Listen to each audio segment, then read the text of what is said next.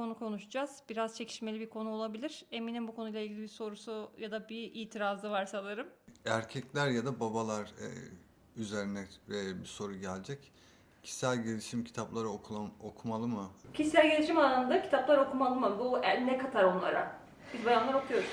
Evet, genelde biz okuyoruz değil mi? Bence de. Yani benim gördüğüm, gözlemlediğim de kadınların ciddi şekilde kişisel gelişim alanında kendisini geliştirmeye çalıştığı, sorguladığı, kitaplar okuduğu, seminerlere gittiği. Kendi yaptığım seminerlerde de benim katılımcı olduğum eğitimlerde de gördüğüm bir şey var. Yani gerçekten de kadınlar daha çoğunlukla katılıyorlar. %80, %90 oranında hanımlar bu konuda ilgili.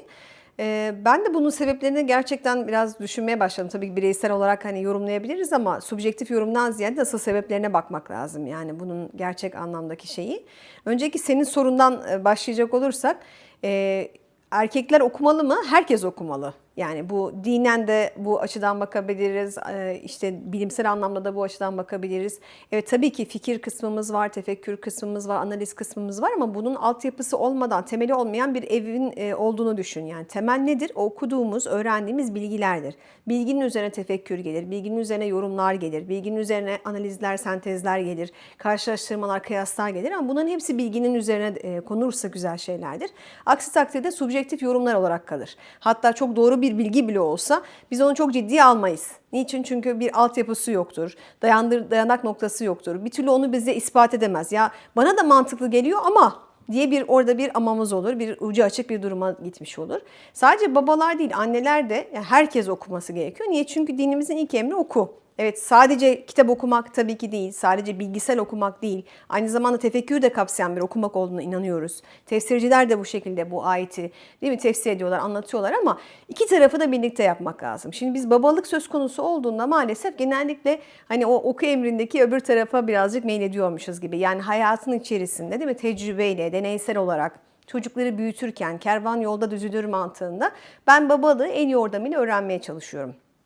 Ama bana sorarsan babalıktan önce aslında eşliği de öğrenmek noktasında erkeklerin yani evlilik denen bir şeye giriyorlar, bir kurumun içerisine giriyorlar ve artık bir eşler, bir karı kocadaki bir koca tabirinin altını doldurmuş oluyorlar. Bu yeni bir job description.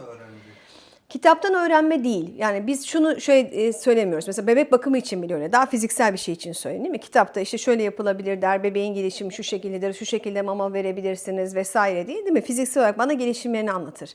Her şey tabii ki kitaptan öğrenilmez ama her şey hayattan öğrenilmez. Bu ikisini birlikte bir karışımını yapmamız gerekir. Yani kitabı da öğrenmem gerekir, kitaptan da okumam gerekir. Bu benim temelimdir sadece. Ben hayatın içerisinde bunu anlamlandırma kısmını tecrübelerimle, yaşadığım ilişkilerle, hatta her çocuğumda değil mi birinin alerjisi vardır, başka bir yeme tecrübesi kazanırım. Öbürünün hiç yoktur. Öbürü bir şeyleri sever, diğeri bir şeyleri yutamaz. Yani değil mi? Farklı farklı tecrübelerim olur. Ama nihayetinde benim bir temel bilgim vardır değil mi? Bir çocuğa şu şekilde yemek yedirilir, şunlar yedirilir diye bir bilgim var. Hayata dair, ilişkilere dair de böyle. Şimdi bir erkek eğer okumayı sevmiyor olsaydı, bir erkek kendini geliştirmeyi sevmiyor olsaydı, bugün iş hayatında pek çok erkeği çok rahatlıkla görebiliyoruz değil mi? CEO'lar var, business alanında iş adamları var vesaire. Birçok alanda kendini geliştirebilen bilim adamları var. Yani hatta bilim insanı diyelim, bilim adamı demeyelim, erkeksi olmasın diyoruz. Demek ki insanlar aslında okuyabiliyorlar. Ama iş söz konusu olduğunda okuyabilen bir insanın hayat söz konusu olduğunda, daha doğrusu psikolojik bazı bilgiler ve gerçekler söz konusu olduğunda okuyamaması bence ayrı bir değerlendirilmesi gereken konu. Çünkü karşımızda okumayan bir erkek yok aslında. Bu konuları okumayan bir erkek var. Kendini geliştirmeyen bir erkek yok. Bu konularda kendini bilerek ve isteyerek aslında geliştirmeyen bir erkek var. Bunun altyapısına bakmak Ya da lazım. buna ihtiyaç hissetmeyen erkek var. Yani Aynen. Yani zaten bunun motivasyonda bazıları ihtiyaç hissetmediği için olabilir. Farklı motivasyonları var ama nihayetinde bunu yapmıyor. Yani tercihen bu alandan bir şekilde kendisini uzak tutuyor. Böyle bir şey var yani. sence neden bunlar?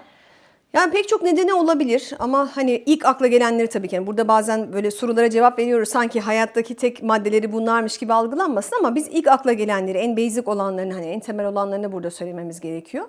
Başlıcaları bence bir kere hani erkeğin kendini biraz güçsüz görmek istememesi. Yani çünkü nedir bizim özellikle toplumumuzda belki farklı kültürlerde başka olabilir ama bizim kültürümüzde, bizim altyapımızda erkek güçlü olması gereken, daha domine olması gereken değil mi? Sen şimdi lidersin, kusurlarını gösterirsen nasıl bir yere liderlik yapabilirsin? Dolayısıyla bu kusurları çok fazla görme eğiliminde olmuyor. Kusurları görmemesi için kendine bakmaması lazım. Yani öncelikle değil mi hani ben iyiyimi kendisine hissettirebilmesi, güçlüyümü hissettirebilmesi için buradan biraz uzaklaşması lazım. Ama psikolojik özellikle okumalar, kişisel gelişim alanında okumalar bize kendimizi ayna tutar. Kusurlarımızı fark ettirir. İster istemez buramda sivilce çıkmış, işte şurada şöyle olmuş, böyle olmuş gibi bak yani fiziksel olarak kendimizi gördüğümüz gibi ruhsal olarak da aslında karakter olarak da kusurlarımızı, zaaflarımızı, fazlalıklarımızı, eksikliklerimizi bize fark ettirir. İşte bu alanda buradan birazcık uzak tutuyor. Çünkü bu niye iyi hissetmeye ihtiyacı var. Yani ben iyiyim, ben güçlüyüm, ben her şeyi hallederim. Bunları hani bu kadar kafa yormama gerek yok. Bunu hissetmeye ihtiyacı var. Bu belki olabilir.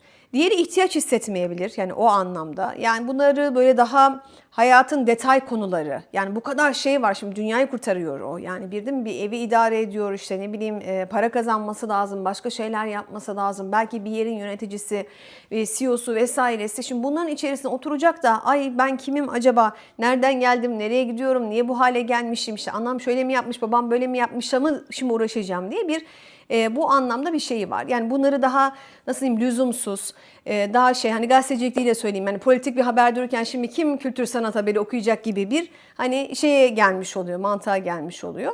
Bu anlamda da ihtiyaç hissetmiyor ve dolayısıyla okumuyor. Bir diğeri sorumluluktan kaçmak olabilir. Hani bizim burada hep üstünde durduğumuz şey manevi sorumluluk duygusu. Nedir? Eğer okuduğunda kendisine ait sorumlulukları da fark edecek. Yani kendi yaptığı eylemleri fark edecek ve eylemlerin bedellerini fark edecek. Karşı tarafı suçlamak gibi bir lüksü bu sefer kalmayacak. İçinde en azından hani söylemde hala öyle söylüyor olabilir, dışarıya o şekilde lanse edebilir ama vicdani terazisinde maalesef bunu yapma şansı kalmamış olacak. Bu da onu yine etkileyebilir.